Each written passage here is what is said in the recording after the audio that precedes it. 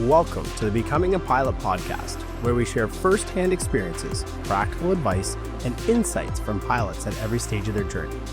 I'm your host, Dave Angus, and whether you're just starting out or working towards your next rating, we're here to help you navigate the path to becoming a pilot. So buckle up, stay tuned, and let's talk all things aviation. This podcast is brought to you by Genesis Flight College, Canada's premier flight centre. With an advanced fleet of Diamond aircraft and experienced instructors, Genesis Flight College provides top-tier training in the heart of southern Georgian Bay. Ready to start your journey to becoming a pilot? Inquire today. So really, the beginning of it here, I just wanted to tell me a little bit about you, Perry. So we've come here from Air Canada. Right. To teach the ground and whatnot with our integrated students, which is a huge asset, right? For sure. So tell us a little bit about your background and where you come from. What got you into aviation? You know, believe it or not, I started off as an air cadet, and then I ended up getting into flying in air cadets, and a couple of scholarships got me really interested in flying. My father, he worked for the airline as well, so I got interested in that right from the very get-go.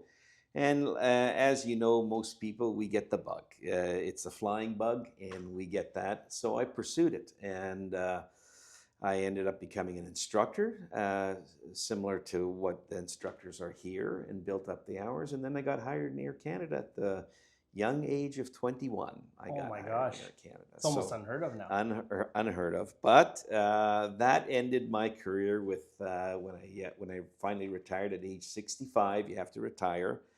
I had put in 44 years with Air Canada. Wow. So I was, initially I started off as a first officer, and then I became halfway during that 40 years, I became a captain. And then I became a check pilot, an instructor. I've pretty much done all the roles. And my last 10 years were on the 777. Flying to Hong Kong, Beijing, and then COVID hit. And we turned the 777 into a cargo plane, and we flew to Incheon with cargo, upper deck cargo. So that's kind of where my career ended after that, shortly thereafter. So I've been retired now for... going on 2 years now. I've been retired, and use that term lightly, though. Yeah, still working because still working here. So this fell into my lap. It was a simple thing. Driving by Collingwood Airport all the time, I just said, "Oh, geez, what am I going to do after I retire?" So I did retire 2 years ago, and I went back to Air Canada as an instructor for Air Canada, as a contract instructor, and a validator for them. So it was validating the pilots that. When I was an active pilot, now I'm validating them as well, but as a contract instructor. So I didn't do any flying, a lot of simulator work. We used the simulator in Miami as well. So I did a lot of shuttling back and forth there. But after 2 years driving to the airport, my goodness, it's tiring because I'm doing it sometimes 9 to 10 days a month. I'm going down there. Right. So now Genesis comes along here, and I see that. I'm driving by it all the time, and I decided to step in here, and the job just kind of fell into my lap, more or less. Timing was perfect. Timing was perfect, and I'm 5 minutes away. Yeah. So, great. It's a long drive. It was really like all aspects of what Air Canada has to offer. You were able to kind of do it, right? Cargo and flying short haul stuff. Narrow body, wide body. Kind of went through the whole gambit of what they have, right? Correct. Yeah. Yeah. I ended up with about 28,000. I actually never kept my logbook up, which I should have, but it doesn't matter. But after 28,000 hours of flying, I'm coming back here now, and I find this, believe it or not, I find this just as thrilling as going into the airline business, having that career. I find this just as thrilling. It's a different aspect. Yeah. But, you're getting a person that has 0 hours flying, and you're trying to put that person in a kind of a situation where they're comfortable at least moving forward. Yeah. What would you say would be the biggest challenge then, coming from an airline teaching professional pilots to now teaching ab-initio training? So training where, they've never been in an airplane before, and now you got to teach them, what's a flap? What's an Yeah. aileron, right? Yeah, no, for sure. I think, from my perspective too, is I've noticed, not noticed, but I mean, I'm fully aware of the fact that you're always learning. Yeah. Yeah. You're never stopping that stream of learning. It doesn't matter whether you're going to go on a 777 or whatever. You're always learning. So the minute you find somebody has all the answers, that's where the flags start going up, Oh yeah. right? Yeah. So, and from a student's perspective, you come in here sometimes and you get your private pilot's license and then you move on to your commercial license. Boy, when you get your multi-engine, I know everything now, Oh and that yeah. type of attitude. And that has to be basically, look, take it from me, your career is always going to be learning now. And Yeah. that's what I would emphasize a lot to the students. It Yeah. doesn't end here.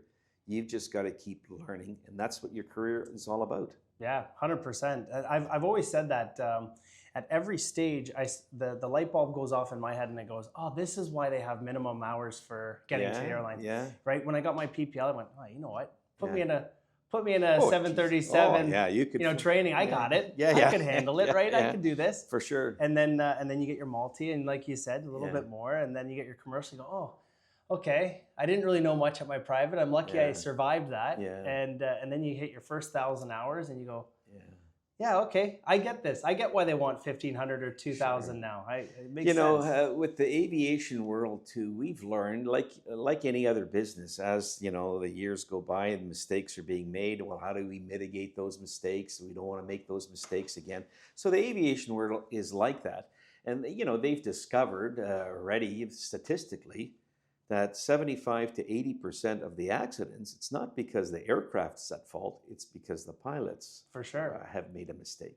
Yeah. So the emphasis for a lot of the kind of the generation going forward now has been, look, how do we manage ourselves so if we do make a mistake, how do we mitigate that mistake Right. to stay out of a danger zone, let's say. Yeah. And that's the key to this, Right. as a check pilot, it used to be, oh, you did this wrong, this wrong, this wrong, this wrong.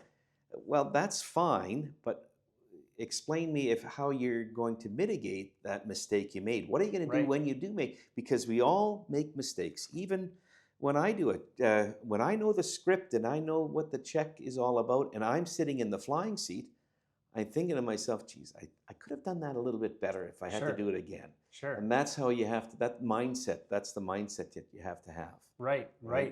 And now circling back kind of to that danger zone thing, if there was anything that you would say would be like a red flag to an up and coming student, right? What would be like that danger zone? What would kind of be like, you know what, I need to recognize this. We'll go very simple, like a stall warning horn goes off, right? Yeah.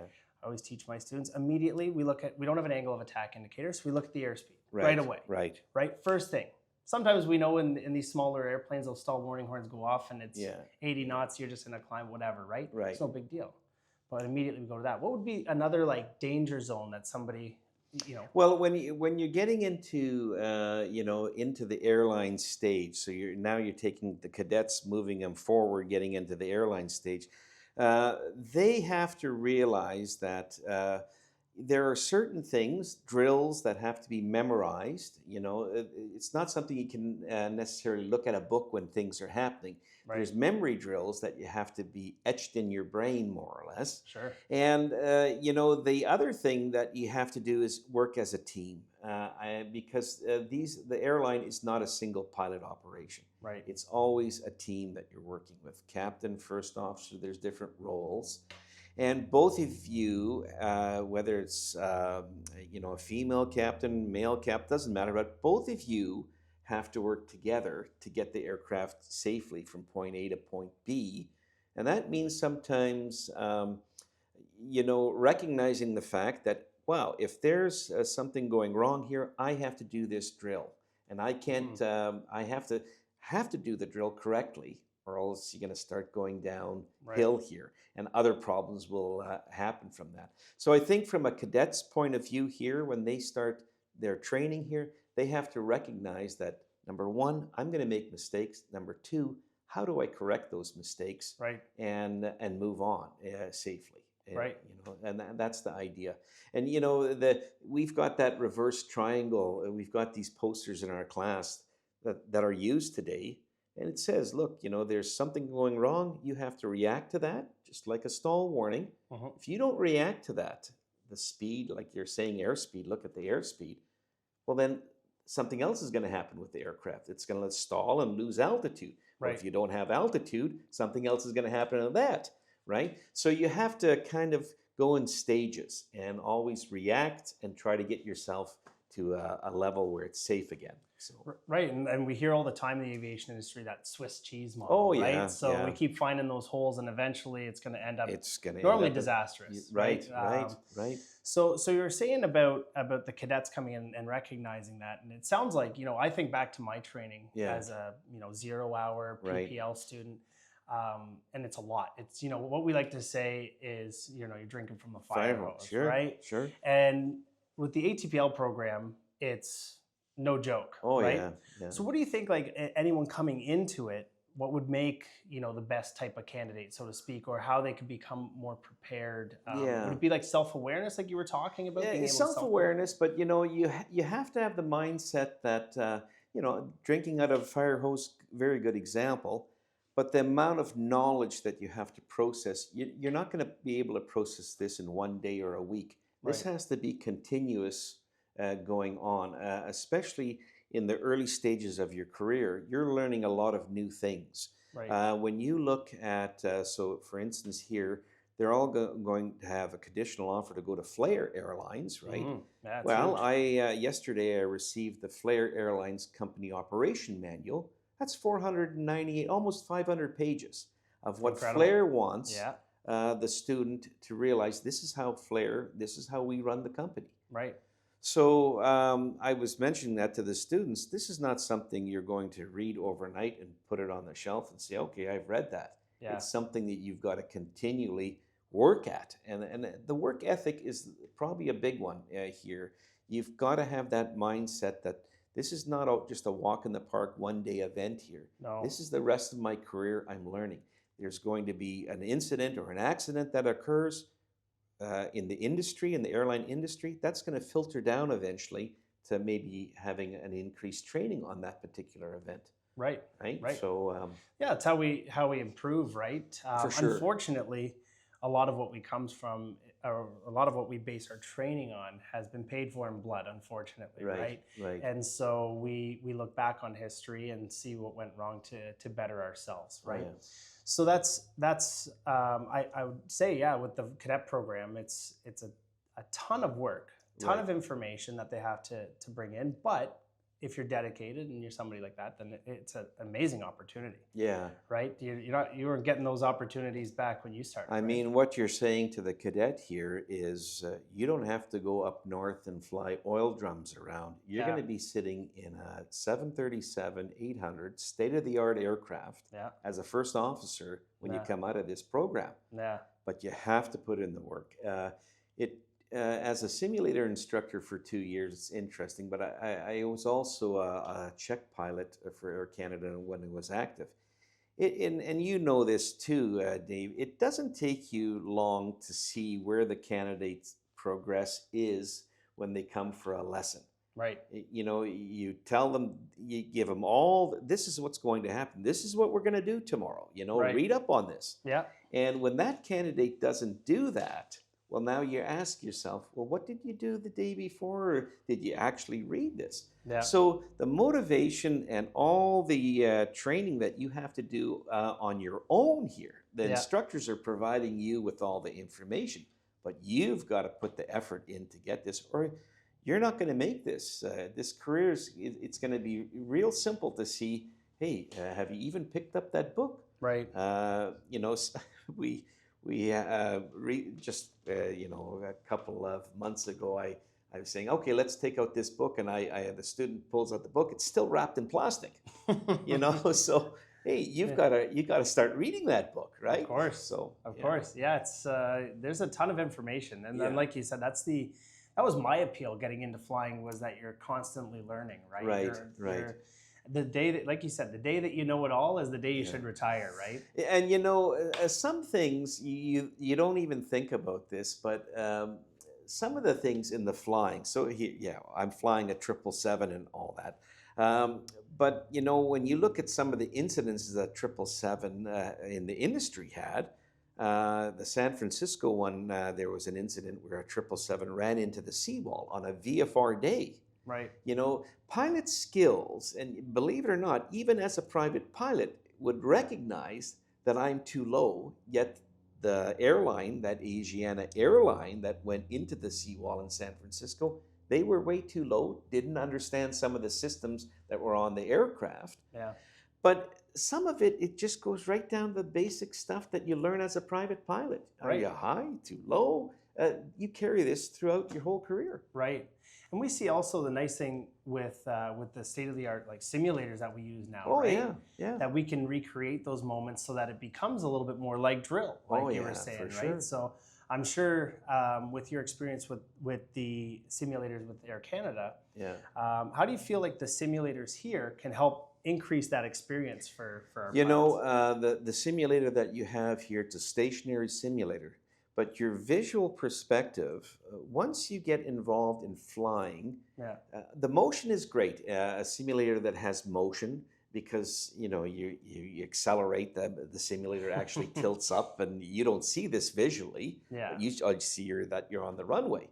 But your visual perception of when you're even in a stationary sim, after 10, 15 minutes, you think you're flying the plane here. And it's not stationary. You think, oh, geez, this plane's in the air, but it's actually on the ground. Yeah, it's a very good tool. You can develop, mitigate risk, because when I trained, they would have an engine failure just as you took off, and the aircraft wouldn't perform, and there were many accidents. You can now simulate this in the simulator. And if it's done wrong, hey, let's go back and let's try it again. Hey, it's done wrong again. Let's go back and do it again. Right. So this is like sports, right? Oh, you're an athlete. You go to practice and you run something wrong, run a drill wrong. Okay, restart. Restart it. It's tough in the airplane because one, it's expensive. Yes. Right, and two, it takes time. Right. So for us to say, oh, that wasn't a good landing, let's come back around and do it. There's 6 minutes. Yeah, right? and you only get so many in. Just looking at that virtual trainer that we're going to have one of the instructors, Jeff, he said, I'm so used to putting my pen on the seat on the aircraft. I put my pen there because there's an extra seat. So he's doing that while he's flying this virtual thing, but there's no seat there. And so immersed. The pen just drops on the floor. You get so immersed in it, right? Yes. It seems like I was just in it for the first time the other day. It's incredible. You're looking around with virtual, and to have this Genesis College be certified to do that virtual, one of the first in Canada to do this. Yeah, this is huge. This is huge. And I think the big thing as well is, and kind of what we're doing here, and what they do in Europe, and what they do in the military, is gaining all this experience. And I think the experience is the big thing in the so we may get 200 hours, 250 hours for a CPL student or an integrated ATPL student.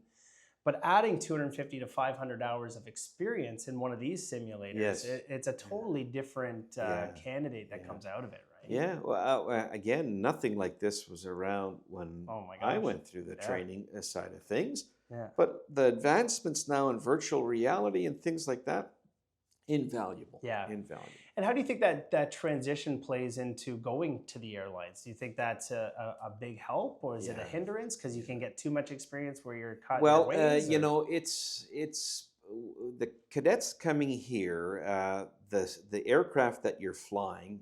I looked at that in amazement sometimes. I mean, some of the stuff that's in the aircraft right now, you don't even have. In the DA-40s, in the DA-40s, you don't even have that in the actual airline thing. There was one moment of laughter. I said, well, if ATC communicates to you and you don't understand what they're saying, or we're interrupted when ATC communicated to you, what do you do? And the student said, well, I just hit the repeat button. Yeah. I go, I'm going, repeat button? What are you talking about here? Well, you can loop it back. You don't have that in the airline. Yeah. But the glass aspect of this for students, invaluable, because Yeah. that's what they will fly. Right. When they're looking at glass, they're looking at a primary flight display and a multiple flight display. That's the airline. Right. You hardly see anymore the analog and all the little dials and all that. That's not the industry the way it is now. Well, and I always say that whenever a student kind of barks back at the G1000 and goes, oh well, my dad flies a 57 and it's steam gauges, like this isn't good. Well, at 200 hours, if you can't look at a glass cockpit and transition to a steam gauge, if I tell you this is your altimeter, you can look there. Sure. There's bigger problems if you can't transition. We know with flying in general, we have to be able to adapt to change, right? Because every flight, well, they might all seem the same, but when something changes, we have to be able to adapt. For sure. We're hired and paid to be problem solvers. Is really what it is, right? So that's what's going to make a candidate successful. Is really be a good problem solver, right? And be able to make those decisions on the fly, right? Oh yeah. So kind of going back to Air Canada. Air Canada brought you to some pretty cool spots and some humanitarian missions for you. So why don't you tell us a little bit about that? Well, back in 2010, Haiti had an earthquake, basically very disastrous earthquake for that Port-au-Prince and that whole area there. And the military obviously got involved in airlifting rescue stuff to the people. Airlines couldn't do much because the airport was now run by the Marines, and they were bringing in the military. There's one runway, the tower, everything was crumbled.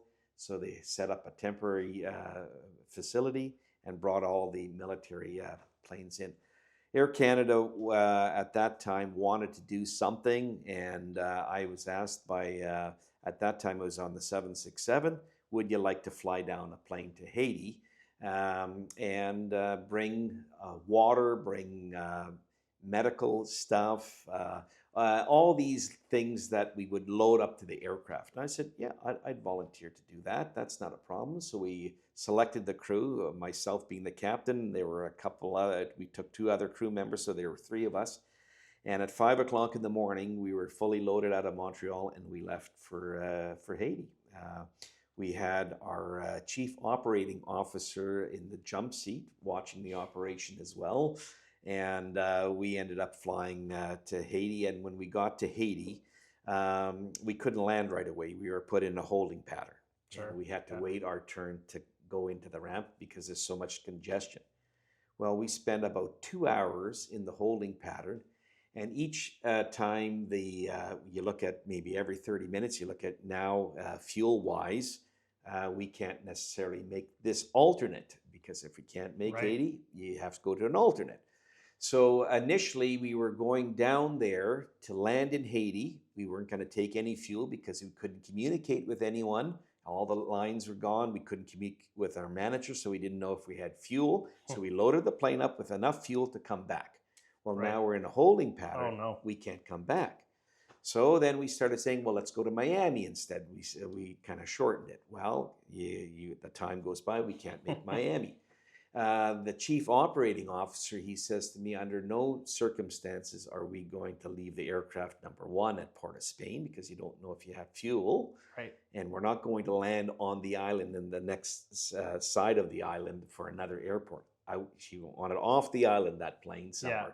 So we selected Barbados, which was close enough. And at that time, we had about another 30 minutes to go before we have to kind of scrub the operation and just go to Barbados. But then we got a landing clearance. And at 31,000 feet, multiple aircraft in the holding pattern, they clear us to land. So I said, well, normally you'd go down and then kind of go, but there were no facilities, nothing like that. So I knew where Port-au-Prince was. So I said, okay, let's go outside of the holding pattern because there's multiple aircrafts below us. Right. And I descended down to 5,000 feet. And then I flew VFR down the shoreline till I saw the runway again. Yeah. And I landed on that. So no facilities, nothing. So again, that goes right back to the private pilot days. Right. You know, flying a 767 private pilot. Yeah. That's not something many people can say, is that they flew a 767 VFR, right, for some sightseeing into Haiti. Right. And, just to make a long story short, we offloaded everything. We were able to get fuel and all that stuff. But then we were delayed in doing all that. We never wanted to leave at nighttime because there was no clearance for us to go at night. Right. Air traffic control and all this that you normally would have. But we did leave. It was just, the sun was just setting. I remember that, and it was getting dark. And I said, let's go up to 20,000 feet. So we'll take off without the clearance. We'll go up to 20,000, and then we'll get the clearance from another facility. Right. So we have a traffic collision avoidance, a nav display that we could see all the traffic. So the guy just said, the Marine guy said, you're clear to take off. Go for it. Do whatever altitude you want. So I dialed in 20,000. We went up to 20,000 and we got a clearance.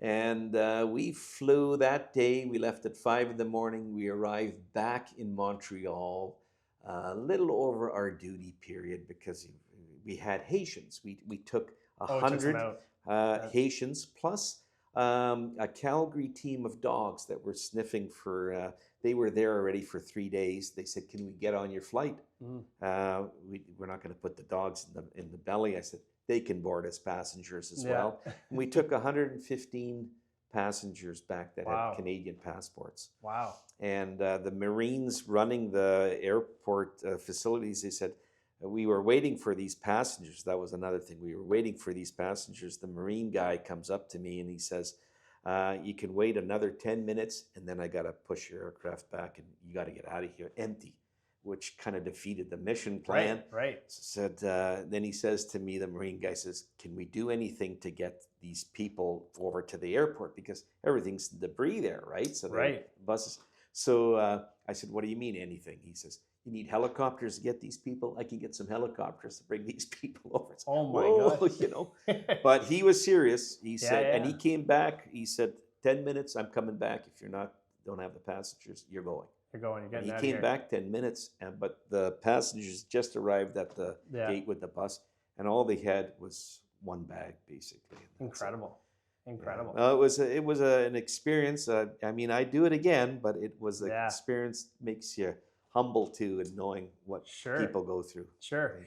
And it's cool how that kind of comes all back to your private pilot experience, right?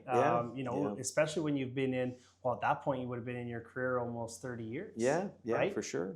So at 30 years, thinking back to, how do we do this VFR stuff again, right? I mean, you're all doing instrument approaches at that point.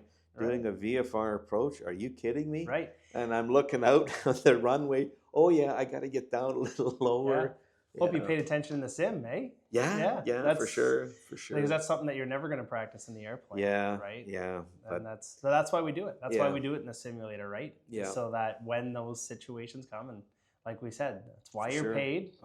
Is to make those decisions and problem solve, right? So it's cool how the aviation industry can take you kind of everywhere. Right. Yeah. So even at the airlines, when most people think you're just flying people back and forth, and you lose that pilot touch, right? Oh yeah, for sure. So it's cool, but the industry, from what I've over the last 43 years or so, we have done leaps and bounds on how we do training, how we take someone right from the get. The crew resource management that we're teaching, that was unheard of like 25 years ago. Yeah, it was listen to your captain. Yeah, listen to your captain says he's right. Yeah, flight into that mountain. Yes, yeah. And now, even though what a cadet will have, you'll have to deal with that person having low time, flying with someone that's very experienced. I know. So how do you get that team to work? That's my question to you. How do you do that? Like as a new recruit coming out of flight training. 250 hours, and saying, I'm going to be a part of this team. That's tough. Most of the instructors, and I've met most of the instructors in Flair that will be teaching these cadets, they're all what's called heavy time. They've done Emirates. They've flown with Etihad. They've flown with Cathay Pacific.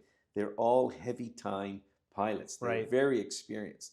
So, that dynamic that you have with a 250-hour pilot versus this. Yeah. And my thing when I was in the training side of things, where yes, I'm the experienced one, you're the newbie coming in here. It's to make them relaxed and mention these things. Listen, I want you to tell me if I make mistakes. We're one big team here. Right. Yes, there is a role playing here. Sure. However, I'm not 100% right all the time. I make mistakes. I want you to tell me if I make a mistake. Don't feel that you have to hold back because I've got all the experience. Right. And you make that known right from the get-go, that this is an exercise, we work together here. Right. And I want you to be part of this crew. And let's face it, we've come a long way. As a first officer, I've flown with captains that say, hey, you don't say a thing. This is my cockpit. Right. We've gone away from there. This generation coming up, and even the past generation, they understand the importance of working together here. Sure. And there was a saying as a Czech pilot that 4% of your pilots will give you 96% of your workload. It's that little 4% that hasn't really adapted to the system. Sure. And they're giving you the rest, the other 96. They're all on board and all. They're good. Yeah. They're good. Yeah. Well, I think it all comes back to like perspective, right? Yeah. And outside of here, my work that I do outside of here, we always talk about it's just a different perspective. Yes. So captain sees one thing. Yeah. And the first officer sees it in another way. Yeah. Not necessarily right or wrong. Right. It's just a different perspective. Correct. And we think of would have been the Air France incident where they're stalling the airplane all the way down from the flight levels down into the water. Yeah. Right. Correct. Yeah. They're all thinking one thing, and then as soon as the other pilot comes up and goes, guys, you've stalled. It's another perspective. Yeah. Right. Yeah. Well, yeah, and you see how the industry they look at those incidences. Those are catastrophic incidences. Right. So how can we improve that industry wide? Well, now they start teaching jet upset. Like what happens if the aircraft gets into turbulence or gets into weather, becomes inverted? How do you handle? How do you recover from that? Right. Right. We never used to push that training. Since these accidents have occurred, hey, that's part of the format now. Right. Jet upset. Right. I think we even do the jet upset here. Part of it, right? Yeah. In ab-initio training, there's unusual attitudes. This is just the very basic side of it, right? Yeah. We go on a partial panel and put them in a nose up, nose down attitude and correct it, right? Yeah. So right from the beginning. Yeah, and that's getting back to what I said. It's I've come to realize the aircrafts themselves are very reliable. I mean, at one time, we were doing 4 engines across the Atlantic, and I remember flying with crew members that when we got a 2-engine aircraft going across the Atlantic, the captain said, "I'm never going to do that. That's 2 engines. Are you kidding me across the Atlantic?" But the reliability of the 2 engines now, the 777. I've never had a hiccup on that in 10 years of flying that particular aircraft. Right. And in 43 years, I've had little minor problems, but nothing where the engine has failed on me in those times. So the reliability of the aircraft, it's way up there. The maintenance, all these things, it's huge. Yeah, it's incredible. So what you're dealing with is accidents. You're dealing with, again, the pilots, making a decision, maybe not reevaluating that decision. Hey, this is not the correct decision. We should reevaluate. Somebody speaking up in the cockpit saying, hey, that's not right. I feel uncomfortable with this. Oh, well, why do you feel uncomfortable? And we see that in the industry. Professional pilots taking off on wrong runways. We were just watching that yesterday. Lined up on the wrong runway.